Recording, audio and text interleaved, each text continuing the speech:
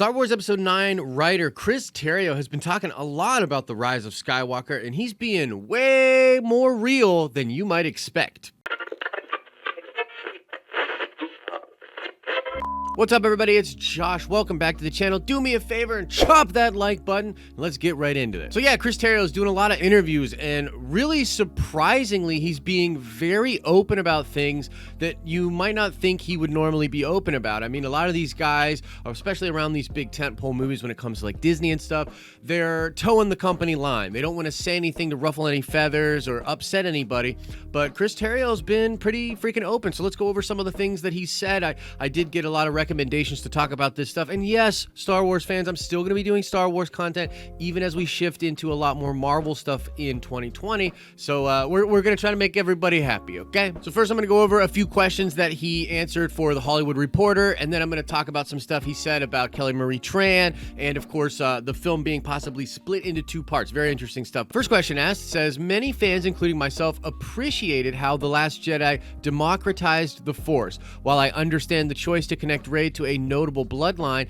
does your film still recognize the existence of the galaxy's broom boys and girls, etc., i.e. Force users without a famous ancestry? Chris says, of course. Hopefully the film also suggests that Finn is discovering that, spoiler warning. I mean, you should know this, right? But spoiler warning. But yeah, he says the film also suggests that Finn is discovering that he is a Force user and is Force strong. Finn feels the death of Rey. In a crucial moment during the battle, Finn senses the command ship where the navigation signal was coming from. So we wanted to begin to plant the idea that Finn is Force strong and that there are other people in the galaxy who are Force strong. Yes, of course the galaxy is full of Force users, and you don't have to be a Skywalker or a Palpatine to be strong with the Force, but Luke does say very explicitly in Return of the Jedi, the Force is strong in my family. And we know that there's some inherent element to Force power. So considering that this was a story of the Palpatines and Skywalkers, and at least these 9 movies,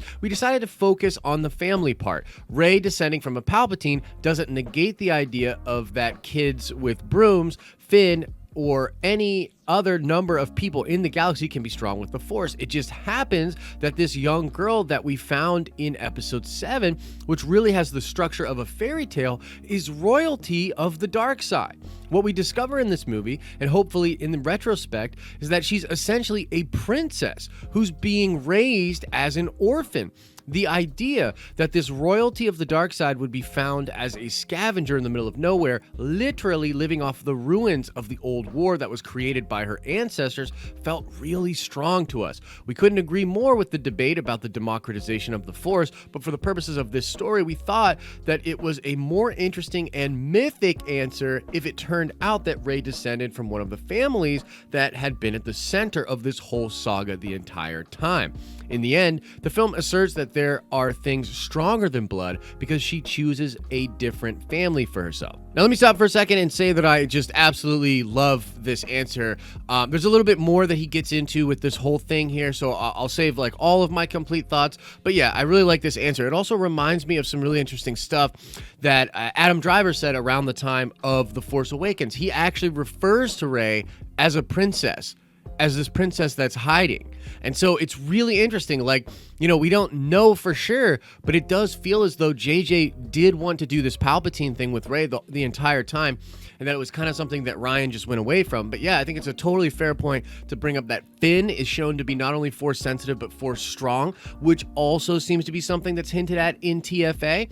So I don't know. For me, it's a good answer. I think that it's fair. These are the discussions that Star Wars fans have. And by the way, I saw some people saying, like in comments and stuff, that they wouldn't even necessarily like Star Wars as much if it weren't for the fan discussions all around it. And I agree. That's like such a part of the fun with Star Wars, is we get to have these little debates and discussions. And we, you know, over here, we like to try to leave the vitriol out of it. We can debate and be respectful, but this is where a lot of the fun comes from. So I hope you're still enjoying this kind of stuff, and I hope you're still enjoying these kind of videos. choice. Now, here's a really interesting one. This is something people are bringing up quite a bit. The question is, since the soundtrack on Tatooine is titled A New Home, is Rey now living on Tatooine even though it's a return to isolation she suffered on Jakku? And Chris's answer is pretty cool. He says, I can say with confidence that neither the screenplay nor the film suggests that Rey is going to live alone on Tatooine. The track names on the soundtrack were at the discretion of the master himself, John Williams. I can't presume to say what John meant when he titled the piece A New Home, but I can say that Rey's arc over 3 films has to do with her finding the belonging she seeks with the new family she's found inside the Resistance. The very last thing Rey would do, after all, is to go and live alone in a desert. In our thinking, Rey goes back to Tatooine as a pilgrimage in order to honor 2 of her Skywalker masters. Leia's childhood home, Alderaan, no longer exists, but Luke's childhood home, Tatooine, does. Rey brings the sabers there to honor the Skywalker twins by laying them to rest together, finally, where it all began, the farthest planet from the bright center of the universe, but a beautiful and peaceful place to bury 2 sacred objects. Okay, so again, really cool answer. You know, Chris obviously is a Star Wars fan. He really likes Star Wars. You can just tell by these answers that he's a big fan of it. I'm sure he sort of feels weird that this film is, you know, has the controversy that it does and that it has the Rotten Tomatoes score that it does. But either way, I think this is a really good answer. I mean, this comes from John Williams, A New Home. I love how he says she's not going to live alone on Tatooine. To me, and if you've seen my theory about this, I believe that she actually is pregnant and she's going to raise new Skywalker twins there. So no, she's not going to be alone at all. But it is interesting that he says it's sort of a pilgrimage to honor the Skywalker twins by laying them to rest. Now, as I said in my video, I think it's only laying them to rest for a little while till the twins come of age, the new twins. But that's a crazy theory that not a lot of people agree with. Either way, I do not think Rey is going to be alone on Tatooine, and maybe she'll leave Tatooine. You know what I mean? She doesn't have to stay there. Great answer. Pretty interesting conversation. Okay, so this one has sort of a lengthy answer by Chris, but the question is, Rey Palpatine, what were the ins and outs of that significant choice? So here's what Chris says. We also thought that Rey's arc cannot be finished after episode 8. You can't leave episode 8 and say, well, now Rey is content. She's discovered her parents aren't Skywalkers or whatever, and that's fine. But so much more of her personal story was about where she came from, what kept her on Jakku all those years, and the trauma that shaped her. We see quite strongly in episode 7 that something mysterious and troubling happened to her. Although she did get some answers in episode 8, we didn't feel that story was over. We felt that there were still more questions in Rey's head about where she came from and where she was going. So that was the other big idea that we had to address in this film. Ryan's answer to what's the worst news that Rey could receive was that she comes from junk traders. And that's true. She does come from junk traders. We didn't contradict that. But when JJ and I spoke, he said, well, what's even worse answer or elaboration of that news? And we thought the worst answer was that she descended from a family who are the enemies of her new family, her adoptive family. Leia is a mother figure to Rey in a way that no one has ever been since she lost her real mother. So the idea was that Rey, who's had inclinations towards the dark side, would learn in the course of this movie that Leia is training the descendant of her greatest enemy, and that she has the force strength of Leia's greatest enemy, discovering that you actually descend from your adoptive family's greatest weakness, the same enemy who corrupted Anakin Skywalker and is responsible for the destruction of the Skywalker family in the first place, felt most devastating to us. Based on that, we were very moved by the idea that Leia would have known that from the very beginning, but since she still saw such hope, heart, and spirit in Rey, she decided that she was going to take a chance on putting all the hope of the galaxy into the hands of a descendant of her greatest enemy. As Luke says, some things are stronger than blood. That felt like a really strong story point to us. Therefore, at the end of the movie, when Rey declares herself a Skywalker, it felt like the end of that conversation, which is to say that you get to choose your family, and really you get to choose your ancestry. Rey rejects the blood ancestry that she's inherited, and instead she chooses the ancestry of the Jedi. When all the Jedi come to Rey at the end, one of the Jedi lightly says, "We are your ancestors now," in the background, and I think that's true. She chooses the spiritual ancestry of the Jedi instead of the blood ancestry of Palpatine. Again, great answer. And although I know some people have problems with Rey Palpatine, to me, it always made more sense. Now, when Ryan said, and this was famously in the director's commentary, that he felt like the worst thing for Rey to hear as a character was that Rey was no one. Now, I completely disagree with that. I reject that statement 100%. To me, what he really means is that's the hardest thing for the audience to hear. And that's just really my biggest gripe with The Last Jedi overall, is that it just subverts for subversion's sake. It's just twisting what you think should happen just so that it twists what you think should happen. There was, personally, and I'm not trying to dog on the Last Jedi because I actually do like that movie, and the Rey and Ben stuff and the Luke stuff in that is my favorite part of it. But overall, that film's biggest issue to me is that it's just trying to be a Rian Johnson movie. It's just trying to change things for the sake of changing things. And I frankly totally agree with JJ and Chris Terrio's statements that for her to learn she's a Palpatine is way more powerful for the character. She's like the son of, or she's like the descendant of one of the most evil, horrible things possible. That's her legacy. She's a princess of the dark side. And so to me, I just can't agree with him more. I really like it. And from a mythological standpoint, I think it's really sound. Now, you can make arguments about how it was executed in the film, and I can agree with you. And we'll get into that because Chris says it should have been 2 movies, right? So there's a lot of plot kind of forced together. But overall, from the mythic standpoint, I agree with him.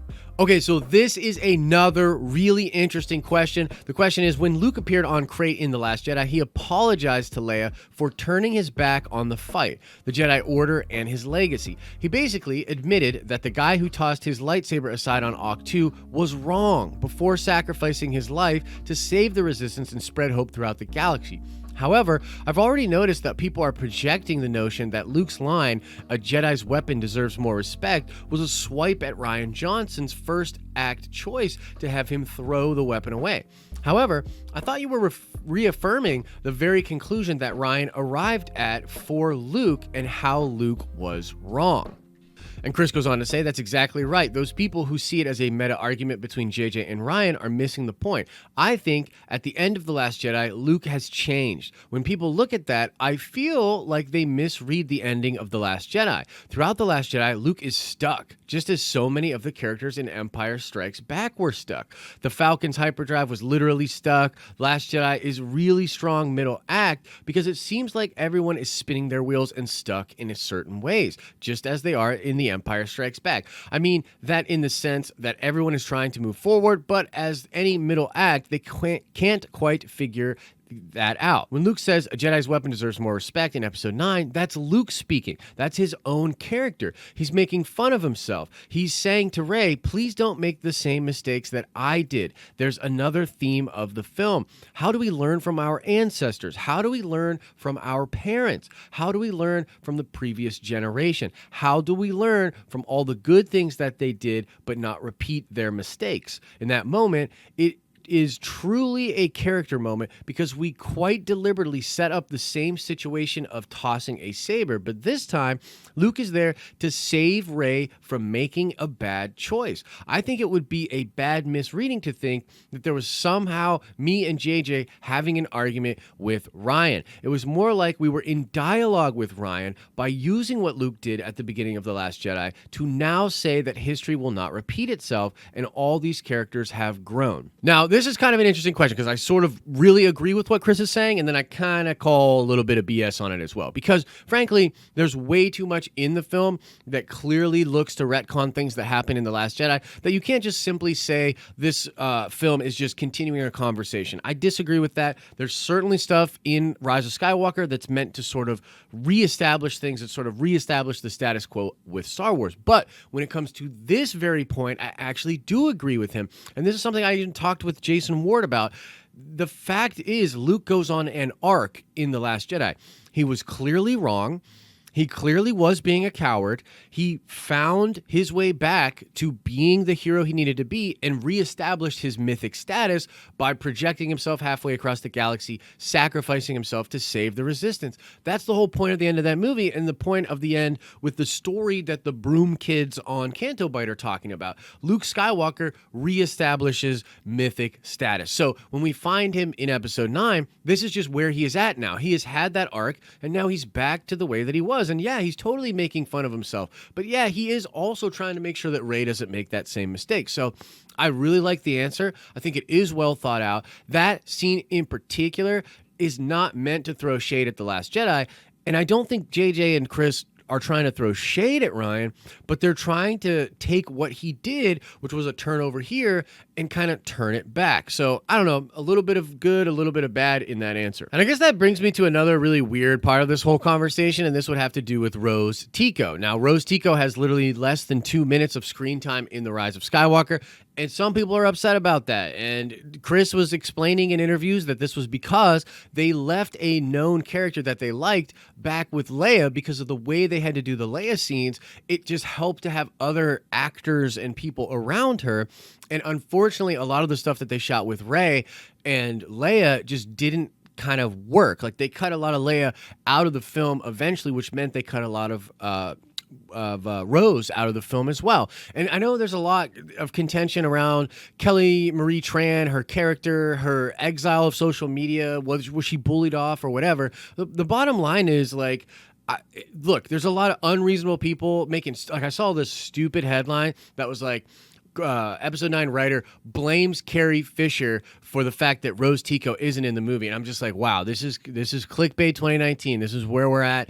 And honestly, like, I'm sorry. I think people that write articles like that are horrible. I think people that have those kind of hardline opinions and are really just trying to incite arguments online, I think you're horrible. So look, bottom line, I don't care. I don't care that Reys Ticco isn't in this movie at all. I think most people don't care. The fact is, there's way less Carrie Fisher in this movie than I would have wanted, and I'm sure there's great stuff on the cutting room floor that just didn't quite work.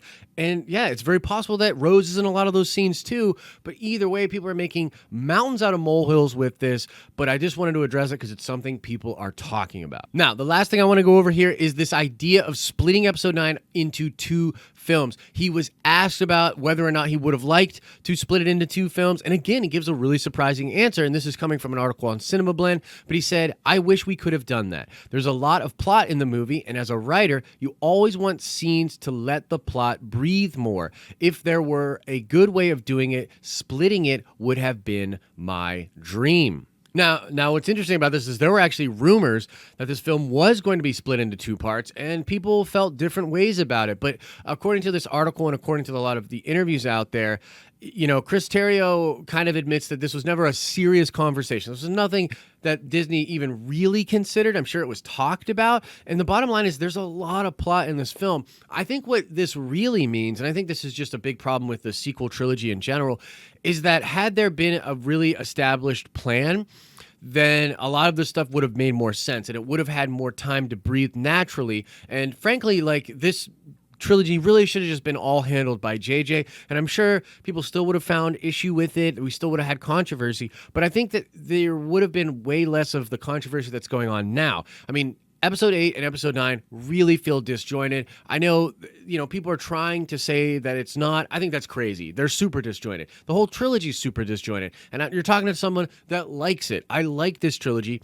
I still think it's probably the weakest of the trilogies because it didn't have a plan. Even the prequels have a set plan. It follows an arc, and even though they have their own set of problems, which we could get really in depth into if we needed to, the sequel trilogy has a totally different problem, and that is being very disjointed. And so, yeah, Chris Terrio says, yeah, if this could have been 2 films, it would have been much better. I kind of agree with that, but also it could have been 2 films if JJ had just done his trilogy, because I feel his trilogy in the 2 movies that he did. 9 does feel like 2 movies, and I think it's JJ's trilogy. So an interesting thing, a lot of people are suggesting that the reason they didn't do this is because, well, George wanted 9 movies, 3 trilogies, and there's this synergy to that. There's this poetic aspect to that. And so because they wanted to honor that wish, they stayed with the trilogy format. But again, that's kind of weird because they didn't honor George's wishes in some other ways. So it kind of leaves us all sort of scratching our heads. But I just wanted to talk about that and kind of open up the conversation to you guys. What do you think about Chris Terrio's answers here? Do they do anything for you with how you feel about the film, or at least how you feel about the story that is presented in the film, which to me are slightly different things? But yeah, just wanted to talk about this because, you know, it's crazy. A lot of people are still talking about Rise of Skywalker. I think we're going to be talking about Rise of Skywalker for a long time to come. So Those are some things that Chris Terrio was saying. What do you think about what he said? Let me know in the comment section below. Now let's shout out Rob Van Cam. Indeed, Madripoor sits atop the Madragon in Marvel Comics. So shout out to you, Rob. And now let's check another nerd card question before we get out of here. I want to ask something about the Shang-Chi movie because there's actually another Marvel dragon that might appear in the Shang-Chi movie, and I want to know what's the name of this dragon from Marvel Comics that will likely appear in Shang-Chi. Answer that question in the comment section below. As I always say, I hope you're having an awesome and a nerdy day, and I'll see you in the next video.